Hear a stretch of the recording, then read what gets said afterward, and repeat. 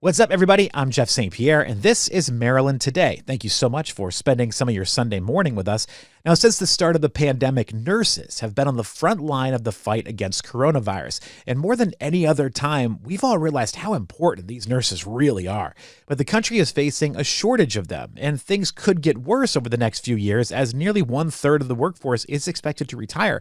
The organization Lead Nursing Forward has come around to help provide information to prospective nurses, as well as those looking to expand or change their career paths. Joining me today to talk more about Lead Nursing Forward is Lisa Seldomridge. She's a PhD, an RN, a CNE, as well as a Salisbury University professor and the director for Lead Nursing Forward. So good to meet you today, Lisa. Thank you so much. Thanks. It's terrific to be here. Well, I'm glad you can make some time for us because I think of all the professions over the last year plus now, I think nurses have been talked about arguably more than just about anybody else. Nurses and teachers, I think, are probably two at the top of that there. And, I don't know if nurses get enough love. Well, it's interesting. 2020 was the International Year of the Nurse. Oh, wow. And nobody ever could have predicted that it truly, healthcare was going to turn so much on having a well-prepared nursing workforce. It's just been interesting. And with hospitals kind of spread thin over the last year as, cases have come and gone with coronavirus, how has the nursing staffing been going? So, I think it's really been a challenging time. Nurses have been putting in long hours. Some of them, of course, have been sick themselves or have had family members who are sick. People have been very worried about, up until having a vaccine, people have been very worried about potentially bringing something home to their family members. The resilience and the dedication of the nursing workforce in particular, but all healthcare providers, has really been astounding. And, we owe a debt of gratitude, of course, to all of them. What's interesting from my perspective as a nurse educator is I thought that this pandemic was going to be a turnoff to prospective nurses.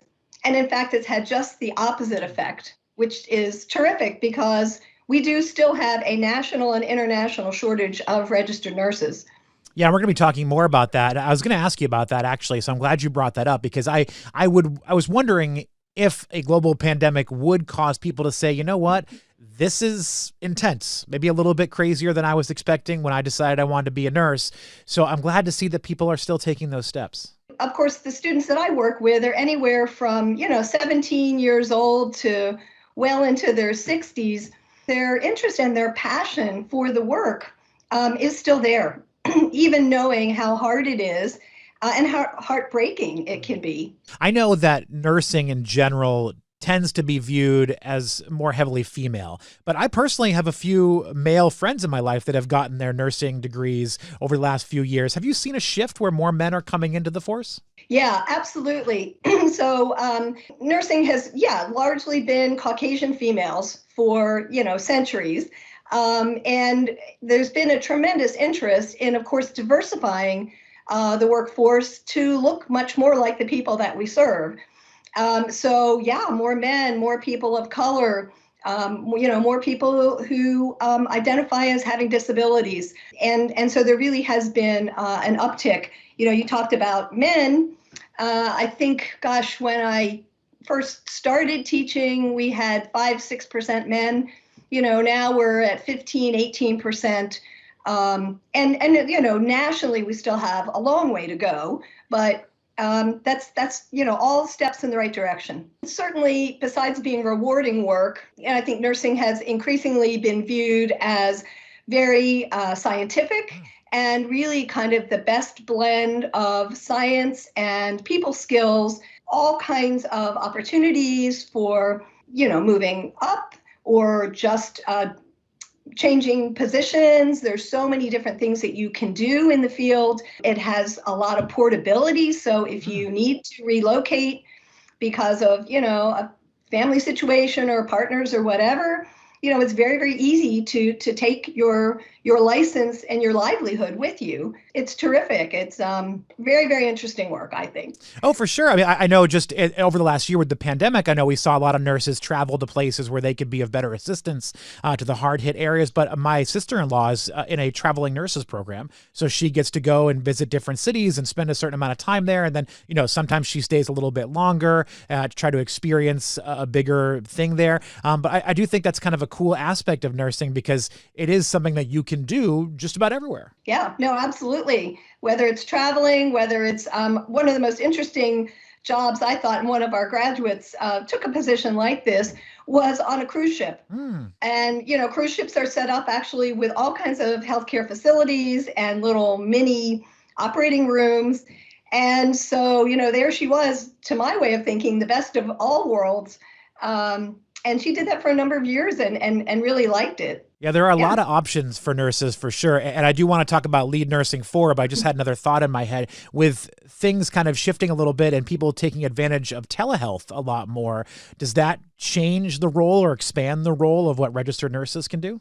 That's a great question. I think it actually expands the role because when you can consider, I mean, here we are seeing each other through this tiny camera view and trying to size up the situation. We call it assessing and figuring out what's happening with this person. What are their physical issues? What are their mental health issues? And getting kind of, that gestalt through a camera really requires very good skills of observation and skills of communication. And nurses are definitely the link there. 100%.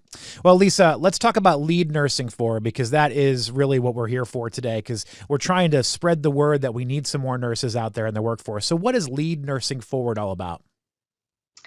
Well, lead nursing forward is all about trying to attract people into nursing as a profession and also trying to attract people to become nurse educators, whether they are educators within healthcare organizations, but particularly taking faculty positions.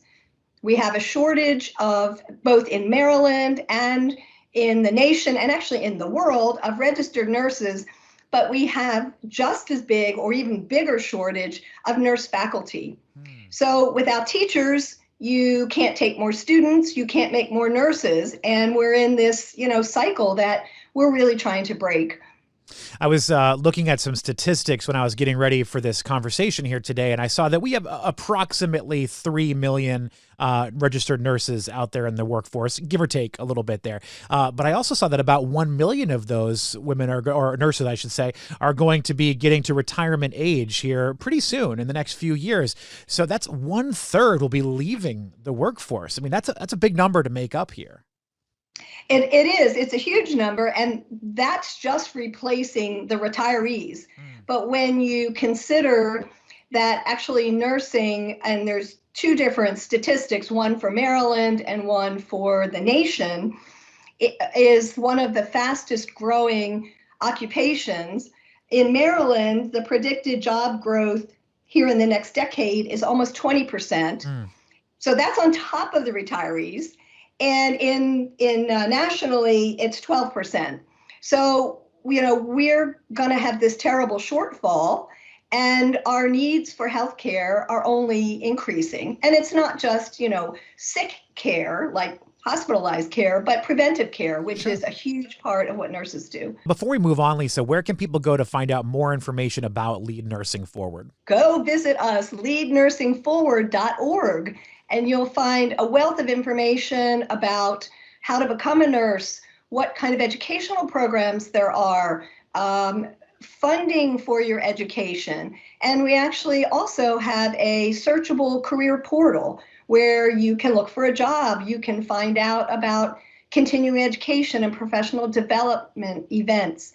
And the most exciting part to me is you can also hear the stories of nurse educators who are at various places in their professional growth, from just starting out to, people who've been doing this 20, 30 years, and hear what's a day in the life like for them.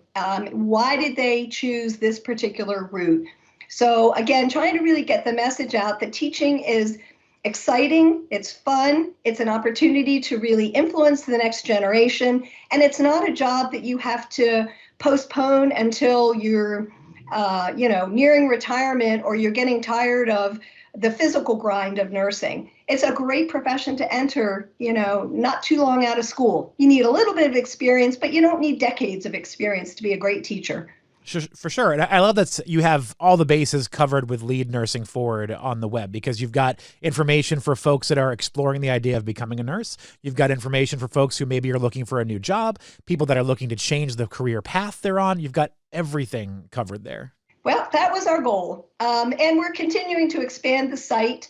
We have a new feature that's called Trending Now, where each week we try to focus on something current that's of interest. Sure. We want to be relevant to all audiences. Sometimes with websites like this and with organizations, if you will, like this, there's a cost to use the site and to sign up. Is there anything like that with Lead Nursing Forward? No, everything is free. Great.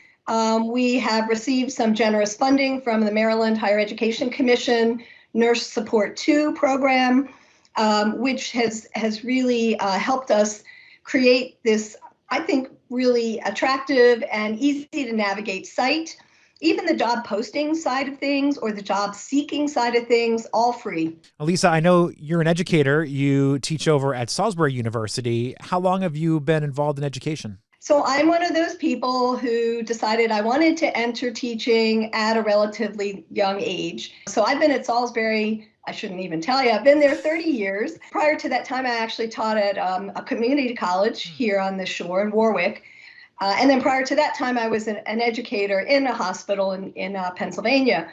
So, as a, 27-year-old or something, I entered the educator workforce. And it's been great. As a matter of fact, just on Saturday, we had an event at the university for newly admitted students. And invariably, when I'm at those events, there are alumni who I taught who are now bringing their children back.